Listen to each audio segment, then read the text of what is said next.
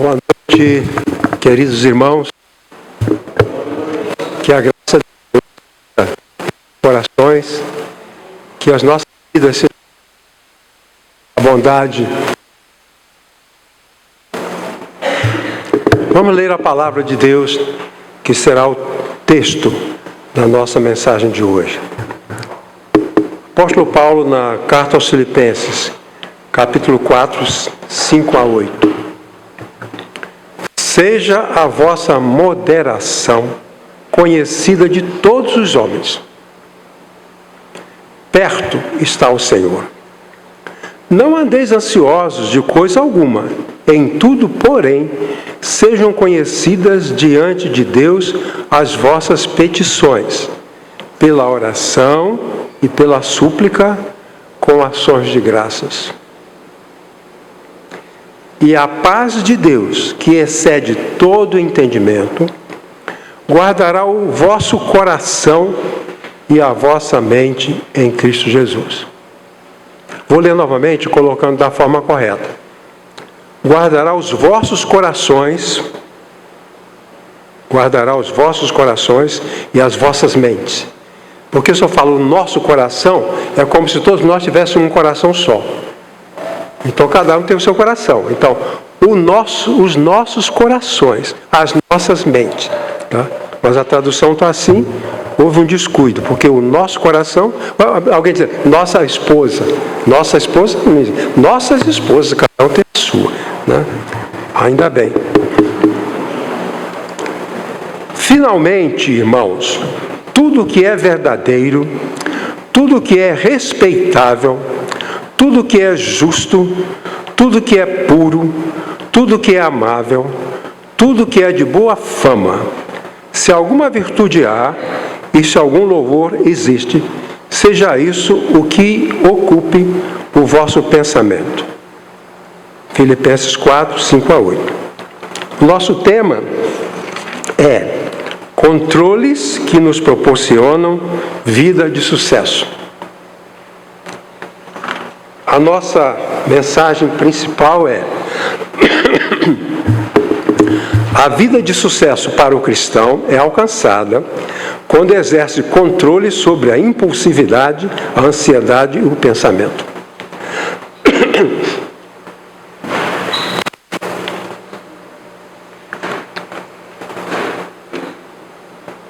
Então, nós estamos falando de controlar a impulsividade, a ansiedade e o pensamento.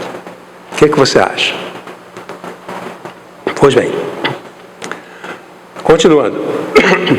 A passagem lida contém 3 recomendações e uma promessa.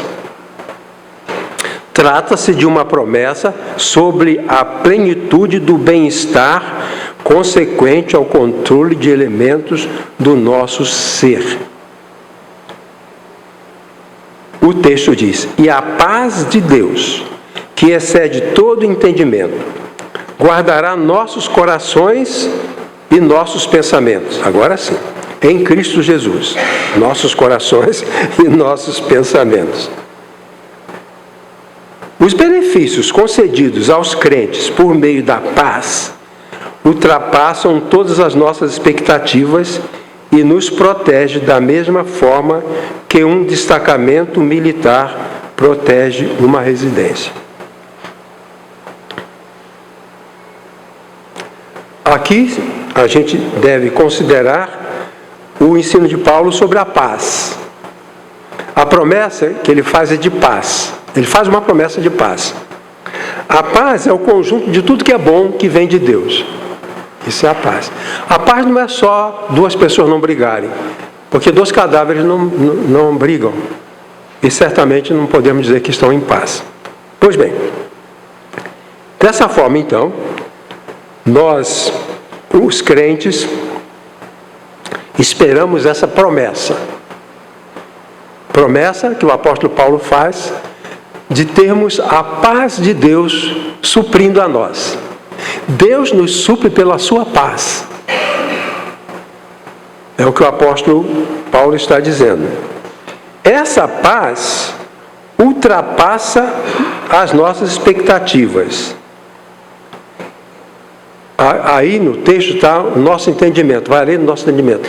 Mas esse entendimento é um entendimento programático. Quer dizer, você programa uma coisa boa, mas Deus vai além, certo? Você quer uma bênção aqui? Eu queria sempre uma família maravilhosa, mas Deus foi além, me deu uma família maravilhosíssima. Então, o entendimento é aqui. A paz ultrapassa nossas expectativas. Suponhamos que eu tenha tido vontade de viver até os 75 anos. Foi quando eu fui aposentado compulsoriamente, né? Fomos aposentados. Mas Deus foi além. Ele vai além. A paz de Deus é um bem que vai além. Ok? Vamos continuar. Quando se fala que Deus guarda as nossas mentes, os nossos corações, o apóstolo Paulo usa uma palavra militar, uma palavra da vida militar. Esse guardar é guardar com um exército.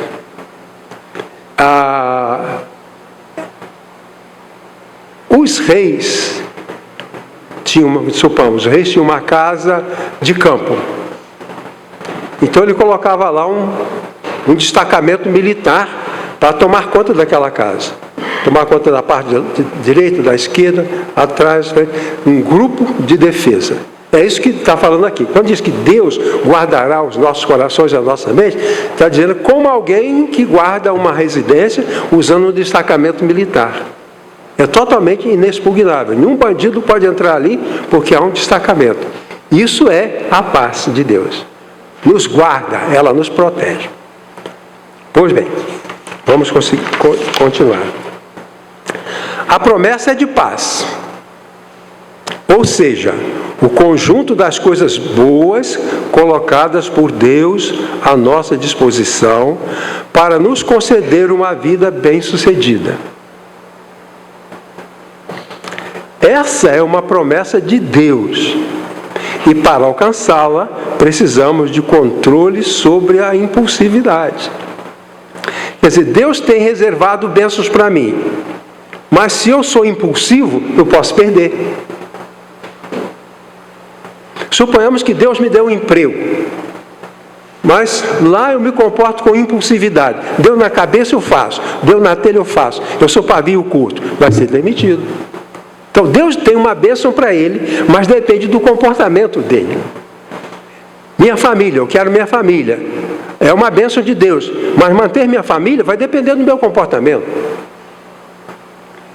É isso não que está dizendo. Essa é a promessa de Deus, que é, e para alcançá-la, nós precisamos de controle sobre a impulsividade, sobre o controle sobre a ansiedade e o controle sobre os pensamentos. Então, uma vida plena de sucessos, ela depende de controle. Pastor, eu sou assim mesmo, eu sou sanguíneo, eu sou colérico. É isso que as pessoas têm um comportamento destrambelhado e justifica dizendo, eu sou compulsivo, eu sou impulsivo. Eu sou pavio curto, pastor, sabe? Eu sou pavio curto mesmo. Minha mãe já falava que eu sou pavio curto. Só dá prejuízo. Ser pavio curto só atrapalha. Só atrapalha. Você vai ser mal na faculdade, você vai ser mal na família, você vai se dar mal na igreja. No trânsito você vai se dar mal. Você vai se dar mal. Então, a moderação. Aqui nós temos, então, o controle da impulsividade, o controle da ansiedade e o controle dos pensamentos. Ok? Então, vamos lá, vamos trabalhar.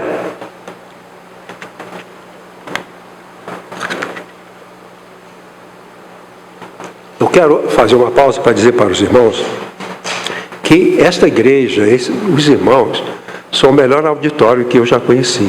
Em termos de reverência, de simpatia, de compaixão, de amor. E isso me dá muita alegria. Falar para os irmãos me dá muita alegria. Pois bem, então vamos lá. Para termos sucesso na vida, precisamos exercer controle sobre a impulsividade.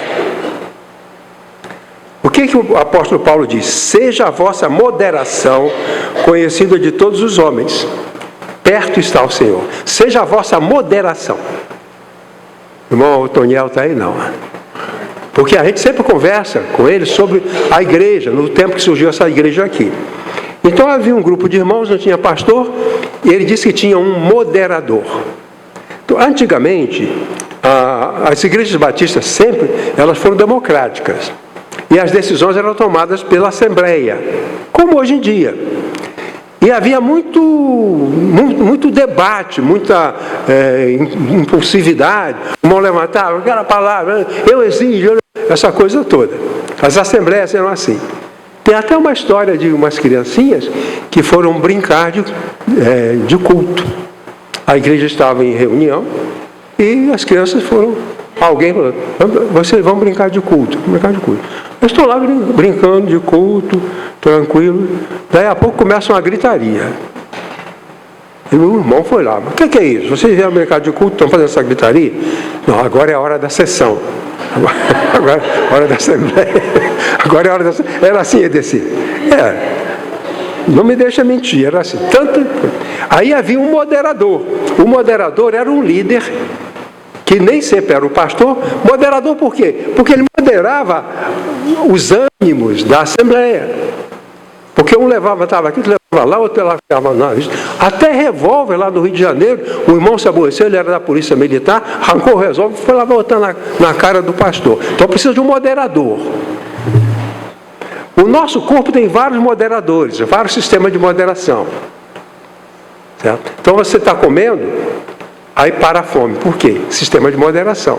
Se você comer, está desmoderado. Não está impulsivo. Comedor impulsivo, comedor compulsivo, jogador compulsivo. Ele sai do controle. Uma mulher, ela era dependente de jogo. E ela tinha que buscar as crianças na escola, ela ia jogar. As crianças ficavam lá, não chegava, o marido ia buscar as crianças, na escola ficava lá, as crianças com vigia da escola. E ela estava jogando, sem moderação. Então, aqui diz que nós precisamos exercer o controle sobre a impulsividade. Então, seja a vossa moderação conhecida de todos os homens. Perto está o Senhor. A moderação se refere a um modo de lidar com as pessoas, onde impulsos são contidos. Moderação está relacionada à sabedoria de Deus.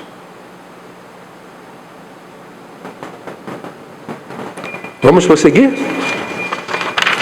A palavra original para moderação é traduzida como modéstia, gentileza, tolerância.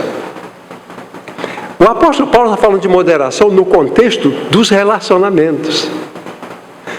Certo? No contexto dos relacionamentos.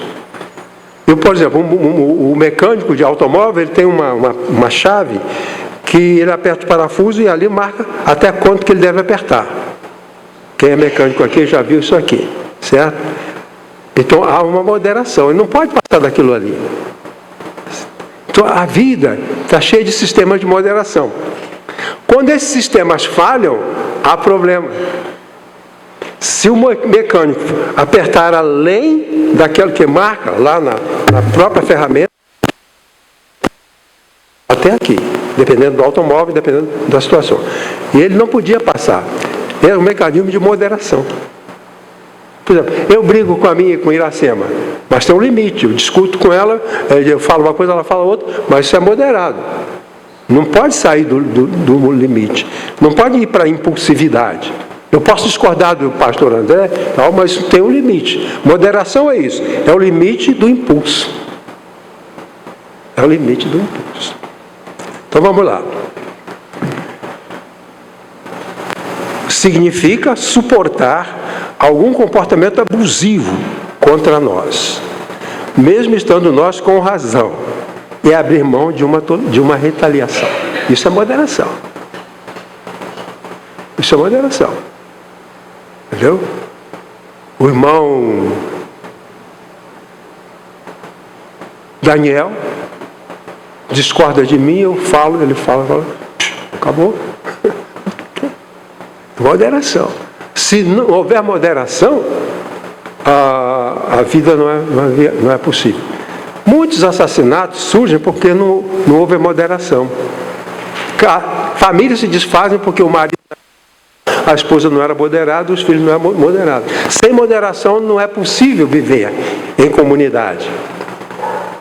Eu posso viver sozinho, solitário numa montanha, tudo bem, não preciso ser moderado. Eu posso gritar, posso fazer o que eu quiser. Mas para viver em comunidade, que o Paulo se preocupa com isso.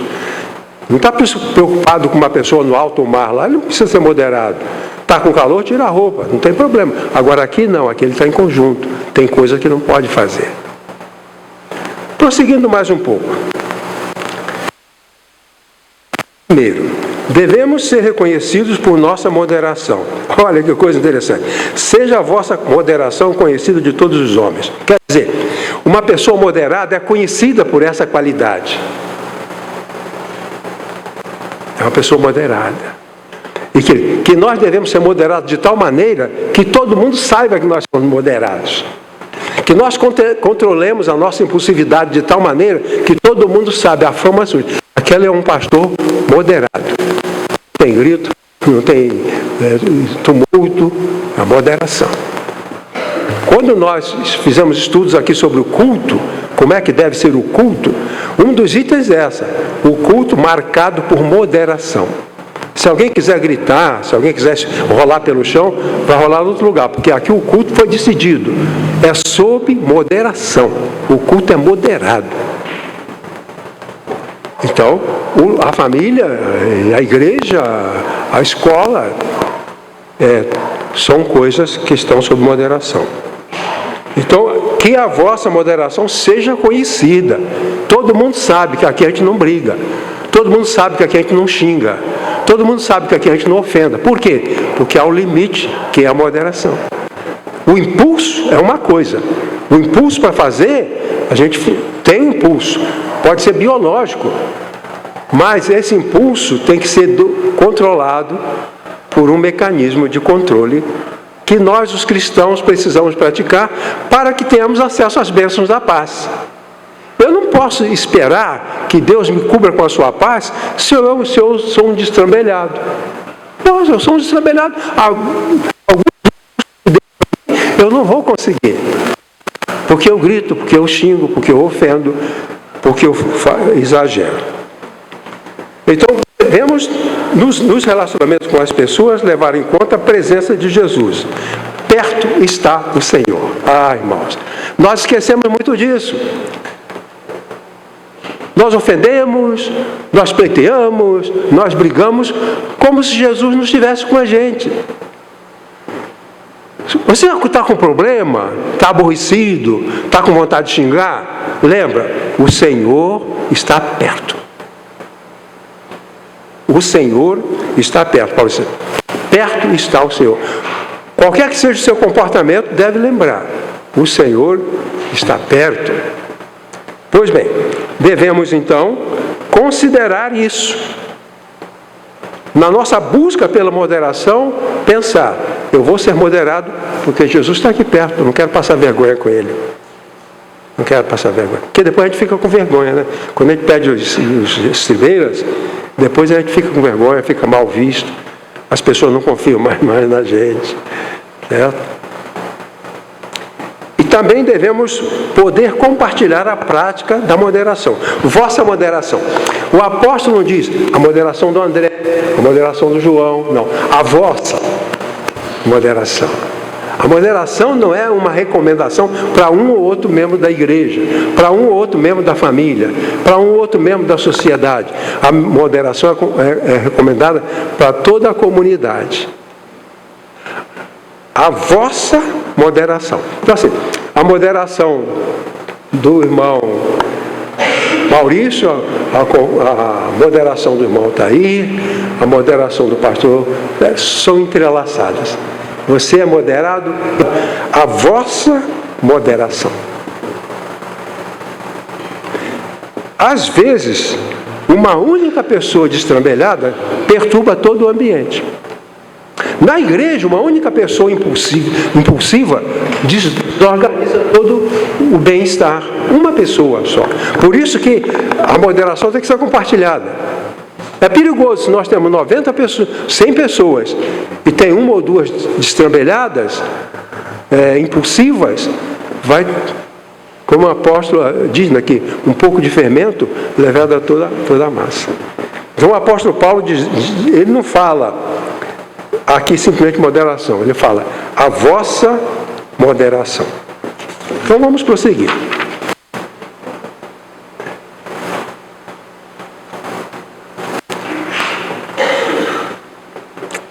Para termos sucesso na vida, então já aprendemos que não vamos ter sucesso destrambelhados, com impulsivo. Não vamos ter sucesso. Não vamos. Nem na família, nem no trânsito, nem na igreja, em lugar nenhum. Agora tem outra coisa. Para termos sucesso na vida, precisamos exercer o controle sobre a nossa ansiedade. O apóstolo diz, não andeis ansiosos de coisa alguma. Em tudo, porém, sejam conhecidas diante de Deus as vossas petições pela oração e súplica, com ações de graça. Aqui não se trata da ansiedade como um estado de alerta necessário. Então, há um estado de alerta. Você está esperando o metrô, há um estado de alerta. Você está esperando, você não pode estar. Dá alerta. Então, tem uma ansiedade. Ansiedade como mecanismo de sobrevivência. Certo, não vai dar certo. Se você vai acertar a prova, você não vai. Isso é ansiedade. Paulo não está falando disso. Ele está falando de uma situação perturbadora que nos adoece e nos perturba. A gente faz o seguinte com a ansiedade.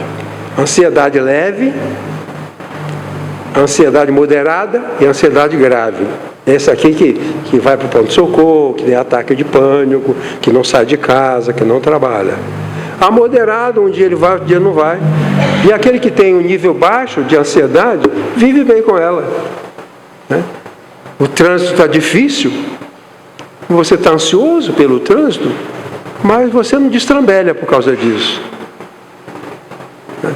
Você está controlando essa condição da natureza. Continuando.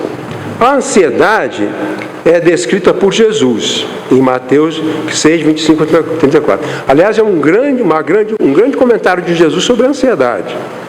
Não vos inquieteis pelo dia de amanhã, não se perturbem sobre se vão vestir ou se não vão vestir, não se perturbem pela comida ou pela bebida. Jesus falou isso. Ele disse, pelo contrário, pensem no reino de Deus e na sua justiça. Tenham tranquilidade. Um escritor que eu já mencionei aqui, escreveu um livro chamado O Fator T.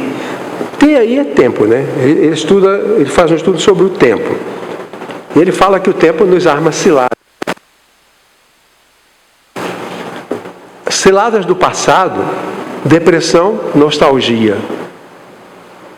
Se o passado foi bom, você tem saudade, nostalgia. A nostalgia pode fazer a gente ficar parado. É saudade das maravilhas do passado. Você lembra de Davi? Davi estava lá no campo de batalha e falou, que saudade da água, do campo, do riacho de Belém. Que saudade. Isso é o passado, essas ciladas. Ele ama essas ciladas. Eu conheci um moço que precisava casar, mas não casava, porque estava prisioneiro do passado pelo seu primeiro amor. Então o primeiro amor o brecava para não casar. Se ele se casasse, ele se sentia atraído daquela primeira, da qual ele não se desapaixonou até agora, e vão ficar velhos e vão ficar nessa situação. O passado nos arma essa cilada. Agora, o presente também e o futuro também armam ciladas. A cilada do futuro, a principal que ele menciona, é a ansiedade. O futuro chama para você e diz, olha, vem cá, amanhã você vai no dentista, vai doer. O futuro faz isso com você, te chama para o desequilíbrio. E nós somos prisioneiros do presente, do passado ou do futuro. Muitas coisas erradas na vida da gente, muitas coisas que não dão certo, não dão porque a gente não sabe esse controle da ansiedade ou controle da impulsividade. Okay? Vamos prosseguir mais um pouquinho. Comentários. A ansiedade deve ser controlada mesmo quando se trata de enfrentar situações adversas. Às vezes, quando a coisa vai ruim, a gente perde a ansiedade. Começa a acontecer coisas ruins, começa a ter problemas. E Jesus lá falou, ensinou que a ansiedade ela é prejudicial e nós não devemos mantê-la mesmo que as coisas vão ruins. Hoje se falou sobre a carta à igreja de Esmirna. Tem gente que vai ser presa, né? Tem gente que vai ser morta. E quem da igreja que vai ser preso? Quem da igreja que vai ser morta? Vamos manter a calma, pessoal, vamos manter a calma. Sem perturbação. A ansiedade deve ser controlada tendo em vista a nossa relação com Deus. O texto diz assim: na ansiedade, nos momentos de ansiedade, nós precisamos nos lembrar que há um refúgio em Deus, na fé e na paz do Senhor. Na paz que Ele nos... Temos um refúgio. A comunhão com Deus é a alternativa para a ansiedade destrutiva. Aquele hino que eu menciono sempre. Ao sentir-me perturbado, vou orar. Eu não vou agredir o irmão porque ele me fez mal. Eu vou ligar para ele, vou dizer poucas e boas, é isso, é aquilo. Não é essa a recomendação da Escritura. Se alguém me feriu, eu sou cristão, eu vou orar. Eu não vou ser impulsivo. Aqui ele fala, o apóstolo fala, oração, súplicas e ações de graça. Nós temos várias possibilidades de nos aproximarmos de Deus. Com pedidos definidos, pedidos gerais e com agradecimento. Então, esse mecanismo da relação com Deus é esse antídoto contra a ansiedade. Bom? O meu terceiro argumento fala: para termos sucesso na vida, precisamos controlar os nossos pensamentos. Paulo diz: finalmente, irmãos, tudo que é verdadeiro, tudo que é respeitável, tudo que é justo, tudo que é puro, tudo que é amável, tudo que é de boa fama, se alguma virtude há, e se algum louvor há, se algum louvor existe, seja isso que ocupe os vossos pensamentos. Os nossos pensamentos, eles não devem ser deixados ao léu. Vamos manter controle. Quando eu era criança, nós tínhamos, na roça, tinha um cavalo que puxava uma carroça. E eu estava lá a controle. Ela não pode ir para onde ela quer. Tem um propósito. A nossa vida tem um propósito. Nós temos um lugar para termos aonde chegar. Temos que chegar lá. Então nós precisamos controlar o rumo, o fluxo do nosso pensamento. E o apóstolo Paulo então fala dessa necessidade de controlar os pensamentos. Continuando. Os filósofos ensinavam que os pensamentos dos cidadãos produziam comportamentos que podiam contribuir para o bem-estar de um povo. Vejam só, o pensamento meu, o seu. O que nós pensamos pode ser para a igreja ou ruim. Na família. O que o marido pensa, o que o filho pensa, o que o cunhado pensa, o que a esposa pensa, o conjunto do que as pessoas pensam pode contribuir para o bem geral ou não. E os filósofos diziam: pensem nisso, para o bem geral. Quando eu controlo os meus pensamentos, eu estou no caminho de fazer bem para todo mundo. Agora, dependendo do meu pensamento, eu danifico outras pessoas. Os filósofos ensinavam isso. Controle o seu pensamento por causa da nossa comunidade. Os cidadãos, pensando de forma correta, eles contribuem para a paz, contribuem para a prosperidade. E aqueles que têm pensamentos inadequados, danificam. Pois bem, então o apóstolo tem uma lista. Tá. Aqui, outro slide. Aqui o apóstolo tem uma lista de virtudes éticas nas quais os crentes deveriam se concentrar. Os filósofos, os mestres, eles também tinham essas listas. Paulo não é o pioneiro. Ele deve, inclusive, ter acesso a outras listas de virtudes que fazem bem ao povo. Virtudes que, se nós aqui tomarmos, só vai fazer bem para a gente. Um pastor meu conhecido teve que fechar a igreja dele. Não tinha mais ambiente. Não tinha mais ambiente para manter unido o povo. Cada um foi para um lado, vendeu o templo e acabou. O que eles pensavam? O que estava na cabeça daquelas pessoas para chegar àquele ponto? O que está na cabeça dos meus filhos para chegar à dissolução? O que está na cabeça dos meus familiares para chegar a uma separação? Então, os filósofos tinham essa lista porque eles se preocupavam com o povo. A nossa preocupação é com a comunidade.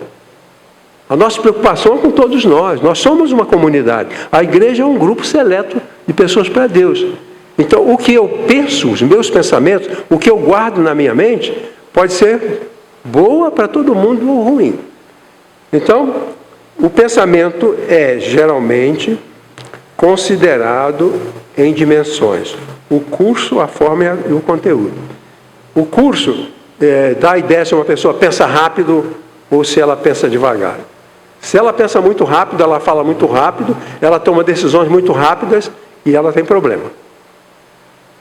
Se ela é muito devagar, ela demora para falar, ela não acompanha o pensamento do outro, também ela fracassa. Então, quando se estuda o pensamento, se pensa assim, que o conteúdo, o curso do pensamento deve ser moderado.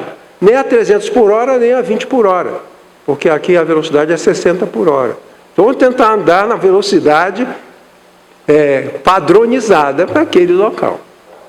E a forma do pensamento, que é como é que a pessoa pensa, se ela pensa de forma destrutiva, se ela tem os delírios, alucinações, ideias malucas. Mas aqui nós devemos nos referir ao conteúdo. Qual é o conteúdo dos seus pensamentos? Se você fosse olhar para dentro de mim, qual era o conteúdo que você iria achar? Eu conheci um pastor que ele era viciado em jogo do bicho, lá no Rio de Janeiro. Então ele estava sempre pensando qual o bicho que ia dar. Certo? Então ele jogava, até que foi descoberto que ele era viciado em jogo e a igreja pediu para ele ir embora. Mas o pensamento dele era aquele, só pensava naquela forma de comportamento. Pois bem, o conteúdo é o que causa mais impacto no comportamento e o seu conteúdo mental. É o seu conteúdo mental. O que a gente pensa. Bom, então o apóstolo Paulo faz uma lista. É claro, essa lista tem 6 virtudes para o pensamento. Poderia ser 10, 50, 1000. Paulo faz uma lista de 6. Os filósofos tinham lista de 15, de 20, de 30, de 3. Paulo faz uma lista de 6 virtudes. Então essas virtudes, elas têm que orientar o nosso pensamento, para que nós tenhamos um pensamento produtivo e para que ele nos permita receber aquilo que Deus tem para mim. Deus não vai me dar bênção se o meu pensamento está errado. Não vai. O que o apóstolo Paulo diz é o seguinte: a condição para eu receber essa paz de Deus é do que você pensa. Depende do que você pensa. Pois bem, vejam só. O apóstolo Paulo fala assim: tudo que é verdadeiro, nisso pensai. Verdadeiro é aquilo em que você pode confiar. Coisas dignas. Você vai sair com essa pessoa, você confia? Menina de 13 anos, tinha um namorado de 26 anos, ele a levou para o apartamento dele, lá tinha um outro homem, os dois estupraram a menina. Depois levaram essa menina para uma outra apartamento, 8 homens, e os 10 estupraram essa menina. Certo? Os pensamentos das pessoas estão presas à falsidade, à mentira. Hoje, irmãos, assim, nós falamos muito dos desastres naturais. Será que a mentira não é pior do que uma enchente? Será que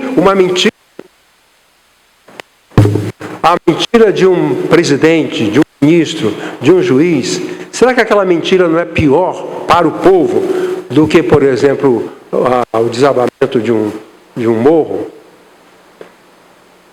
Os filósofos e Paulo, a Bíblia, dão muita importância a pensar no que é verdadeiro. Isso é verdade? Então eu penso, isso não é verdade? Então eu não vou ficar com isso na cabeça. Os irmãos sabem que é difícil saber a verdade. Há um hino que diz: a verdade, onde estará? Você lembra desse hino? A verdade, onde está? Onde é que está a verdade?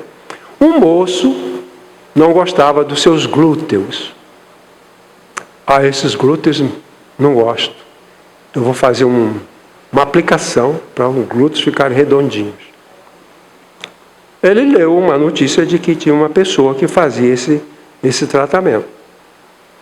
Ele foi lá, pagou lá 5 mil reais, alguma coisa, e se deitou na mesa lá para receber o produto que ia fazer dele os glúteos mais lindos do Brasil. Sabe o que aconteceu?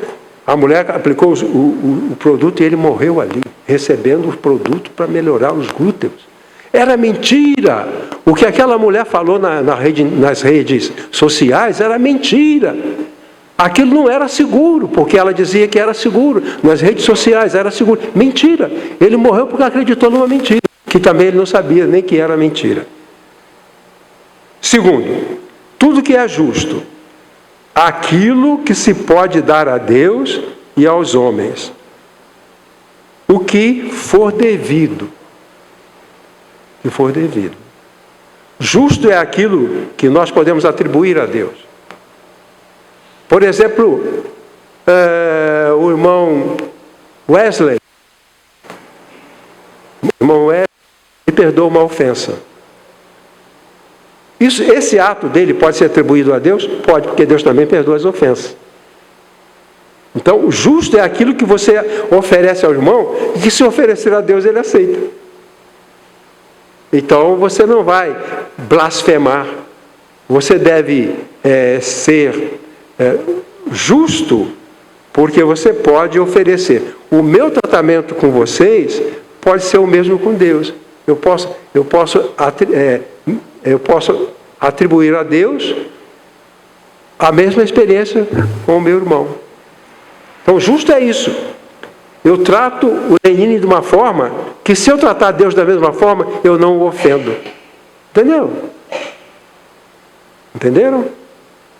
Pois bem, tudo que é respeitável é atribuído em relação à divindade. O que é aceitável para Deus. Não é o que é aceitável para mim. Essa palavra é uma palavra usada na religião, em que as pessoas separavam coisas ou pensamentos que poderiam ser oferecidos a Deus. Alguns cultos pagãos usavam sacrifícios de animais, outros não usavam, e havia um chamado silêncio canônico. Ou seja, antes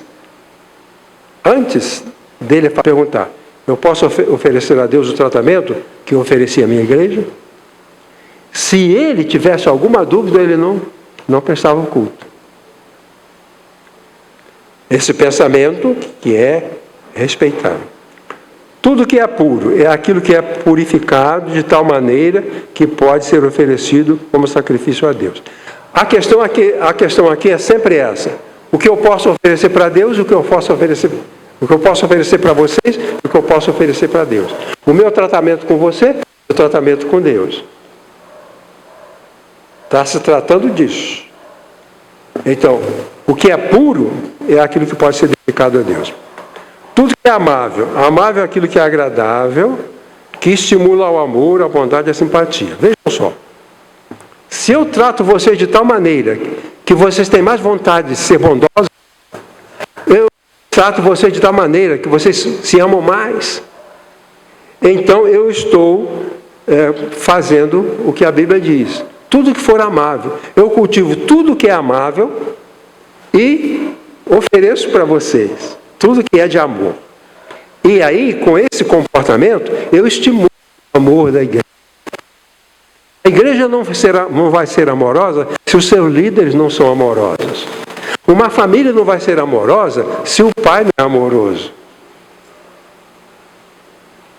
Então, esse pensamento eu tenho que deixar sempre na minha mente. O que é que eu preciso fazer para expressar uma coisa que é amável, que vai produzir bondade, vai suprir com simpatia e com amor? Se eu me comportar aqui de tal maneira que eu introduza o ódio, a revolta, a rejeição, isso não é amável. Isso não é amável. O que é amável é aquilo que produz o bem nas pessoas. Se eu prego, uma vez foi uma coisa interessante, já falei isso para os irmãos. Estou pregando aqui, tinha um irmão aqui, e sentado saiu durante o sermão, com o celular na mão. Certo? Eu pensei, será que ele está passando mal? Será que ele não gostou do sermão? Depois ele voltou. E na saída ele falou: pastor, eu saí durante o sermão porque eu estava chateado com a minha esposa e ela estava chateada comigo. Como o senhor falou de reconciliação, eu fui na hora lá. Ele foi na hora. Ele interrompeu o sermão para fazer aquilo que o sermão estava dizendo. E ele pediu perdão à esposa e voltou para assistir o resto do sermão. Então, o que nós fazemos tem que estimular ao amor, a bondade, a simpatia, a tolerância. Não podemos semear a intolerância, não podemos semear a impulsividade. Paulo está dizendo isso. Tudo que é amável. E principalmente, tudo que é de boa fama. Essa palavra é muito interessante, porque ela é uma palavra que é adequada também aos ouvidos de Deus. Então, há coisas ruins, ofensas, palavrões. Eu não posso tratar a minha mulher chamando de um nome, eu não posso chamar Deus também do mesmo nome. Então, se eu uso palavrão com meus filhos, isso aí está fora da proposta, porque eu não posso usar palavrão com Deus. Aqui, boa fama é a coisa que é tão aceitável que nós possamos falar com Deus sobre ela. Nós não podemos ter um discurso sigiloso. O nosso discurso tem que ser um discurso aberto. O que eu penso, eu posso falar para vocês. E também posso falar para Deus. Eu posso dizer, por exemplo, estou chateado com essa igreja. Eu posso falar para vocês. Também posso falar para Deus. Agora, se eu odeio um irmão, eu não posso dizer: Senhor, é isso aí, eu estou odiando ele. Pois bem, boa fama é aquilo de que não se pode falar mal. Qualquer coisa de que não se pode falar mal, ninguém pode falar mal, isso é que deve estar na nossa cabeça. Prosseguindo. Os nossos pensamentos não devem ir à deriva, como um barco sem comandante. Os nossos pensamentos devem ser conduzidos como um navio com um piloto competente. Você é piloto do seu cérebro, em parte. Você é piloto dos seus pensamentos. Eles vão para onde você conduzir. Há exceções. Mas o que Paulo está dizendo é assim, os seus pensamentos são um barco, você está pilotando. Não pode deixar ir para cá, deixar ir para cá. Não é um barco sem comando. O apóstolo Paulo usa na outra tradução, uma palavra muito interessante. Nisso pensai, de propósito. Eu posso ter um pensamento involuntário, mas aqui está falando de pensar de propósito. Eu vou pensar na bondade da irmã Edecia, que vem às terças-feiras ajudar. Eu decidi pensar nisso. Então eu vou pensar nisso. Eu decidi pensar alguma coisa sobre o Paulo, alguma coisa sobre a Maria José. Coisas boas. Como Deus falou no livro de Jeremias, né? Os meus pensamentos para vocês são bons. Foi Jeremias que falou isso? O que eu tenho na cabeça para vocês é o melhor. E assim, nós precisamos controlar os nossos pensamentos. Termino com as seguintes palavras. As condições para o bem-estar de uma igreja, aqui eu incluiria a família, depende da paz de Deus que protege o seu povo. O nosso bem-estar depende de termos acesso aos recursos divinos para nós. E para termos acesso a esses recursos divinos para nós, nós precisamos controlar a impulsividade. Precisamos controlar a nossa ansiedade, preocupação pelo futuro, que é a incredulidade. A Bíblia diz que o ansioso que fica preocupado, isso é incredulidade. E pensamentos. Hoje eu vou para casa decidido a pensar nos irmãos, em cada um sobre algo bom que ele representa para mim. Pensar sobre isso. Controle. Pensamento não está à deriva. Tem um comandante, tem um piloto. Entendeu? Entendeu? Pois bem, para recebermos esses benefícios, precisamos exercer controle sobre a nossa impulsividade, controle sobre a nossa ansiedade e controle sobre os nossos pensamentos. Que Deus nos abençoe. Amém?